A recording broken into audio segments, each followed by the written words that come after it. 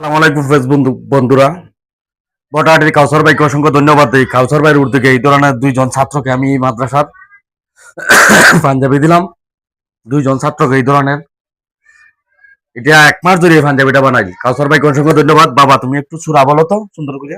أعوذ بالله من الشيطان الرجيم بسم الله الرحمن الرحيم إنا أعطيناك الكوثر فصل لربك وانهر إن شانئك هو الأبتر।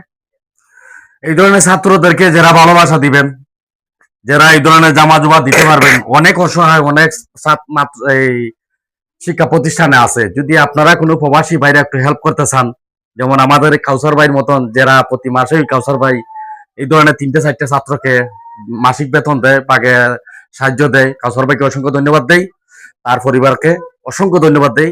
আর video লাস্টে একটা কথা বলি, এখনের যুগে যে আমার মা বোনরা 18-20 বছরের মেয়ে মা বোন যারা আছেন, যারা আপনারা স্বামীর করে যাবেন, একটু শাশুড়িকে শ্বশুরকে ভালোবাসা দিবেন। যদি আপনি শ্বশুরকে শাশুড়িকে ভালোবাসা দেন, তাহলে আপনার ঘরে যে সন্তানগুলো আসবে এই ধরনের দানশীল হবে। যদি এই ময়মুরব্বী দোয়া করে যায়, তাহলে এই ধরনের দানশীল হবে বা এই ধরনের কোরআনের পাখি জন্ম হইতে পারে, জন্ম নিতে পারে যদি আল্লাহ ইচ্ছা করেন। আর বিশেষ করে এই 18-20 বছরের মা বোনদের গার্জেন যারা, গার্জেনরা ছেলের বউ নিলে একটু নিজের মেয়ের মনে করবেন, তাইলে ভবিষ্যতে বেহা দিয়ে খাইলো শাশুড়ি যাতে ছেলের বৌরাতের বাগে না, শাশুড়ি যাতে নাতিন সার বেয়া খাইতে পারে। আমি দোয়া করি ভবিষ্যতে সবাই স্মরণ করবেন যে আমি আমার যদি শাশুড়ির সম্মান করি, তাহলে আমার সন্তানের বউ আমাকে সম্মান করবে। এই জিনিসটা আপনারা সবাই স্মরণ রাখবেন।